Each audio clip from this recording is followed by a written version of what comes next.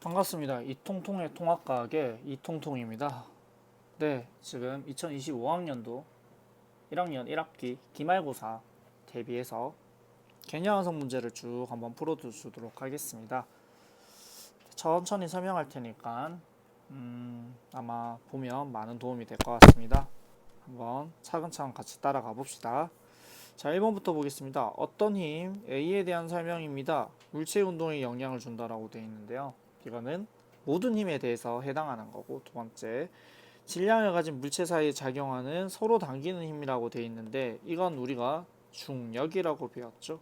질량을 가지면 서로 인력을 가지게 되니까 우리가 중력이라고 이해할 수 있을 것 같습니다. A로 옳은 것은 중력, 체크하고 넘어가겠습니다.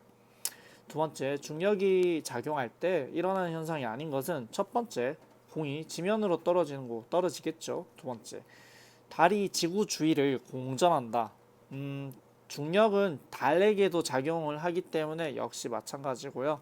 세 번째, 양초의 불꽃이 둥근 모양에 가까워진다. 이게 아닙니다. 이게 나중에 다시 한번 볼게요. 자, 네 번째, 무거운 동물은 단단한 골격을 이루고 있다. 맞는 말이고요. 다섯 번째, 물의 순환, 이런 것도 전부 다 기상현상 맞는 말입니다.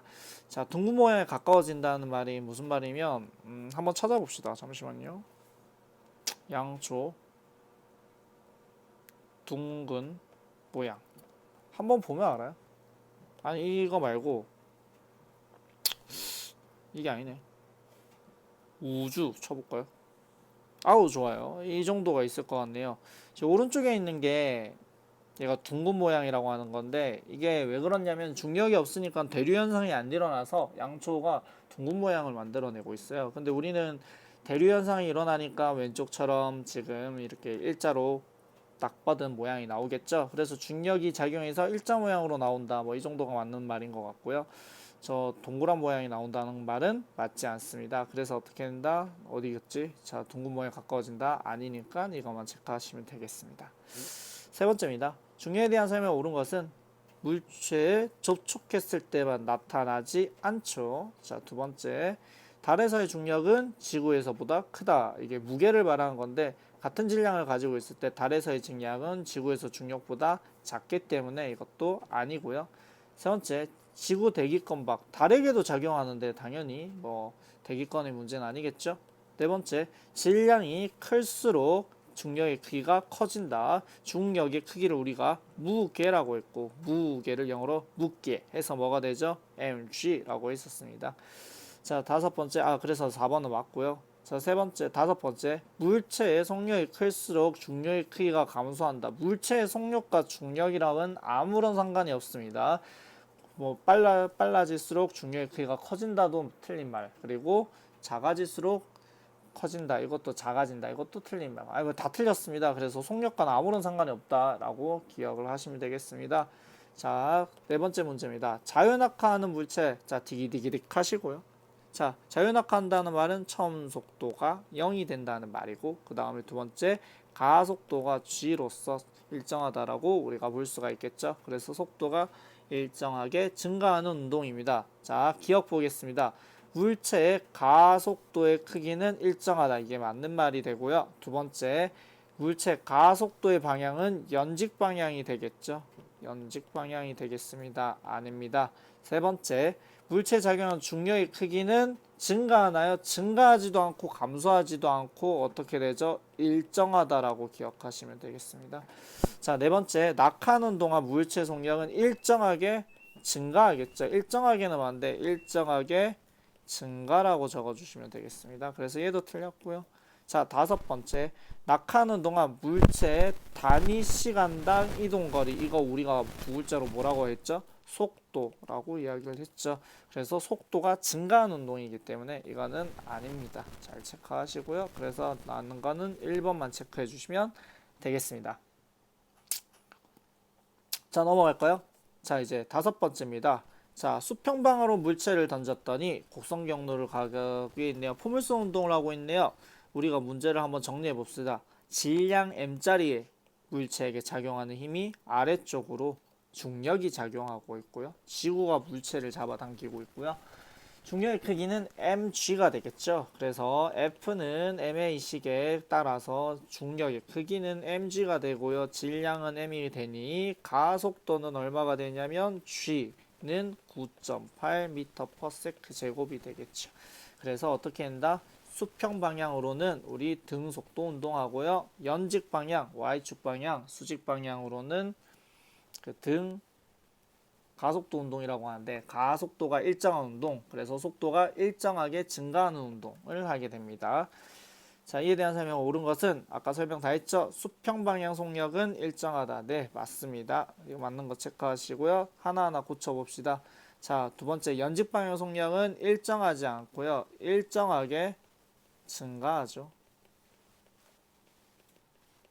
그쵸? 증가하고요. 그 다음에 뭐가 일정해요? 좋아요. 가속도가 일정하죠. 체크하시고요. 자, 세 번째, 가속도의 방향은 물체 운동 방향과 같다. 이랬으면 자유낙하 운동이었겠죠. 그래서 이거는 아니고요. 이거는 자유낙하 운동. 포물선 운동은 한번 볼까요? 물체가 그냥 아무데나 잡을게요. 아니, 왜 내고야? 이렇게 있으면. 지금 이때 기준으로 봤을 때 이때가 속력의 방향, 운동 방향. 중력 방향 어느 쪽이죠? 그렇죠. 이쪽이죠.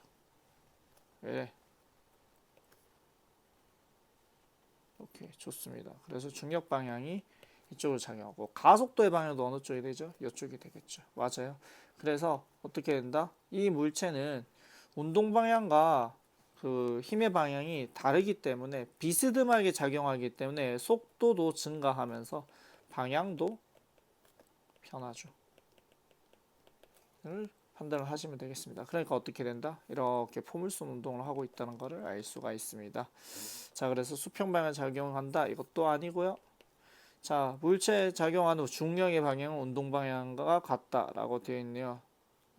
그래서 뭐 둘 다 틀렸죠? 네, 중력의 방향은 연직 방향이 될 거고요. 운동 방향과도 상관이 없고요. 수평 방향으로는 힘이 없죠. 그래요. 이것도 고치죠. 없다.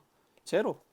지금 X축에 대해서 지금 힘이 전혀 없어요. X축에 대해서 전혀 힘이 없어요. 그러니까 어떻게 한다? 연직 방향 힘이 작용하고 있습니다. 자, 넘어갈까요? 기억 잘 하시고. 자, 여섯 번째. 그림은 지구 주위를 원운동하는 인공위성의 어느 한 순간의 모습을 나타낸 것이다. AC는 인공위성의 궤도 접선 방향이고, 그 다음에 BD는 인공위성을 지나면서 접선의 수직인 방향입니다. 자, 접선 방향이라고 돼 있어요. 이때 반시계 방향으로 움직인 거 확인 가능하니까 지금 보면 이쪽으로 지금 A 방향으로 속도가 잡혀 있으니 운동 방향은 접선 방향이 되겠죠. 왜? 얘가 지금 돌고 있잖아요. 이렇게 접선 방향으로 움직이겠지. 그런데 저렇게 돌 수 있는 이유는 어떻게 한다? 중력이 작용하죠. 중력이 어느 쪽으로? 지구 중심 방향으로 작용하겠죠. 그리고 가속도의 방향은 항상 우리가 물체에 작용한 힘의 합력의 방향과 그 다음에 가속도의 방향은 무조건 일치한다 라고 했죠. 가속도의 방향도 이쪽이 될 거예요. 그래서 어떻게 되냐면 우리 정리 한번 예전에 했었는데 노트 한번 볼까요? 그때 했었네요. 물체의 운동 방향으로 힘이 작용하면 속도의 크기가 증가, 즉 빨라진다는 말을 하죠. 그 다음에 반대 방향에 작용하면 속도의 크기 감소, 느려질 거고요. 그러면 세 번째, 운동 방향 수직으로 작용하게 되면 속도의 크기는 일정할지언정 방향은 변하게 될 거다라고 이야기했던 거 잘 기억하시면 될 것 같습니다. 그래서 어떻게 된다? 이 물체에서는 속도의 크기는 일정하지만 어떻게 돼요? 방향이 좋아요. 계속 변하고 있다는 거죠. 그래서 계속 영원히 똑같은 속도의 크기로 원운동을 하고 있는 인공위성을 나타내고 있습니다. 자, 맞는 거 다 체크하시면 되겠죠. 자, 운동 방향 A 방향 맞나요? 네, 눈 뜨고 보고 맞네요. 두 번째, 중력의 방향 어느 쪽이다? C 방향 아니죠? 네, D 방향이 될 거고, 그 다음에 가속도 방향 당연히 D 방향이 되겠죠. 그래서 뭐가 맞다? 맞는 것만 체크하시면 기억 디귿이 되겠네요. 정도 체크하고 넘어가겠습니다. 자, 그 다음에 일정한 속도로 운동하는 승용차의 버스의 질량과 속도를 나타내고 있습니다. 자, 볼까요? 물체 1000g짜리 10m/s, 그 다음에 1000kg짜리, 그 다음에 5m/s네요. 자, 운동량을 물어봤으니까 두 개로 곱하면 되겠죠? 그래서 얘는 만이 될 거고요. 얘는 곱하면 얼마가 될까요? 5만이 되겠네요. 맞죠? 그러면 자, 운동량의 크기는 버스가 몇 배이냐라고 물어봤는데 버스가 5배죠? 네, 2번 체크하시면 되겠습니다. 쉽네. 넘어갑시다. 자, 8번입니다. 자, 이번에는 물체 A와 B에 작용하는 힘의 크기를 시간에 따라 나타내는데, 자, 그래프가 나왔습니다. 자, FT 그래프가 나왔네요. 힘과 시간 그래프가 나왔으니까 FT 그래프에서 우리가 면적은 뭐라고 하기로 했죠? 맞아요. 충격량이자 6글자로 운동량 변화량이 되겠네요. 면적을 구하는 문제인갑다. 이 정도 생각하고 내려가겠습니다. 자, 0초에서 2초까지 A가 받은 충격량의 크기라고 되어 있네요. 충격량 A만 구하면 되네요. 그럼 A의 면적은 어디예요?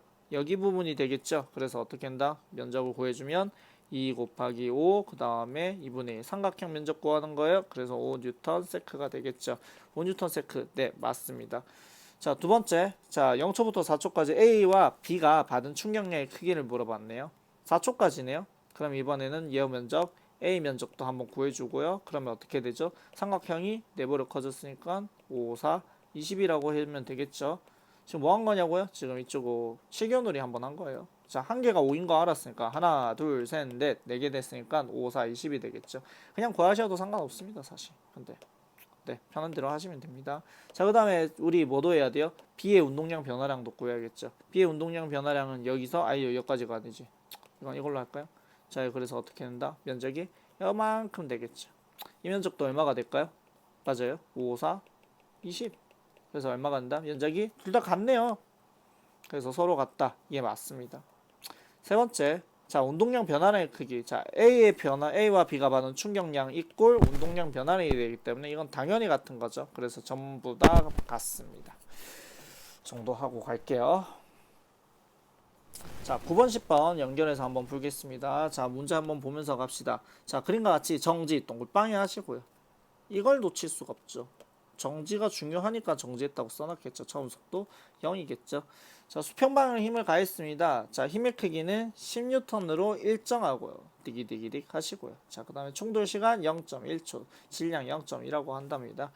자, 충격량의 크기입니다. 그래서 충격량의 크기를 구하라고 하면 힘과 시간의 곱으로 우리가 나타내기 때문에 힘이 10으로 일정하잖아요. 그리고 시간은 얼마였죠? 맞아요. 0.2였네요. 확인해서 0.2 곱해주면 되겠죠. 그래서 얼마가 되죠? 5 뉴턴 세크가 되겠죠. 반성 아니죠. 눈 뜨고 다시 봅시다. 시간 얼마였어요? 줄을 쳐놨는데도 못 본다. 맞죠? 0.1초였죠. 그래서 0.1초 곱해주면 얼마가 돼? 1 뉴턴 세크가 되겠죠. 좋습니다. 하도 이걸 많이 풀어가지고 틀린 걸 기억을 해서 그런 거지. 방금 틀릴 뻔했죠. 자, 그 다음에 당구공의 속력을 물어봤네요. 자, 볼까요? 그래서 충격량이 6글자로 운동량 변화량이었는데 이게 1이었거든요. 맞죠? 1이었어요. 그러면 질량 얼마짜리였어요? 눈 뜨고 다시 한번 보시고 질량 0.2. 오케이, 좋아요. 그 다음에 우리가 델타 V를 구할 수가 있겠네요. 자, 그렇게 되면 델타 V는 얼마가 되는 거죠? 5m/s가 되는 거죠. 그래서 5m/s가 3번 라고 하시면 안 되고요. 처음 속도 얼마였어요? 정지였죠? 맞죠? 정지였죠. 처음 속도가 0이었는데 속도 변화가 5래. 그래서 처음 속도 0이었는데 5 변해서 나중 속도가 5가 된 거예요. 그래서 5인 거죠. 조심하세요, 여러분들. 처음 속도가 0인지를 확인을 해야 돼요. 만약 if 처음 속도가 1이었어. 속도 5 변했어. 나중 속도 얼마가 돼요? 6이 될 거라고요. 알겠죠? 그래서 우리가 구하고 있는 게 운동량 변화량이란 걸 꼭 구하셔야 합니다. 자, 11번입니다. 충돌했을 때 시간 길게 평균 힘을 감소를 시킵니다. 일반적으로 이렇게 됩니다. 부딪혔을 때 운동량 변화량은 항상 비슷하거든요. 맞죠? 델타 P가 항상 비슷해요. 뭐 변화가 없어요. 그런데 운동량 변화량은 세 글자로 충격량이니까 시간이 증가되면 보통 힘이 감소하는 케이스죠. 그런 걸 다 체크하시면 될 것 같습니다. 자, 경기장이 매트잖아요. 어차피 선수가 뛴 높이는 똑같기 때문에 바닥이 닿기 전에 속도는 일정할 거란 말이죠. 그래서 시간을 증가시키고 힘을 감소시키는 타입이 되겠습니다. 맞고요. 범퍼도 마찬가지죠. 이거를 플라스틱으로 만든다고 했어요. 그래서 시간 증가, 힘 감소. 맞습니다. 세 번째, 자, 보호대 같은 경우도 그냥 사람을 망치로 찍으면 더 아플 텐데 왜 보호대를 차겠어요? 뭐 당연히 이제 내가 받는 충격량도 감소시키기 위해서 그렇겠죠. 아니 그 뭐지? 내가 받는 평균 힘을 감소시키기 위해서 그런 거죠. 그래서 시간 증가, 힘 감소하는 케이스가 되겠네요. 전부 다 정답입니다. 하고 넘어가시면 되겠습니다. 내신 기초 문제 여기 정도까지 하고요. 실력 향상 문제는 조금 이따 다시 하도록 하겠습니다.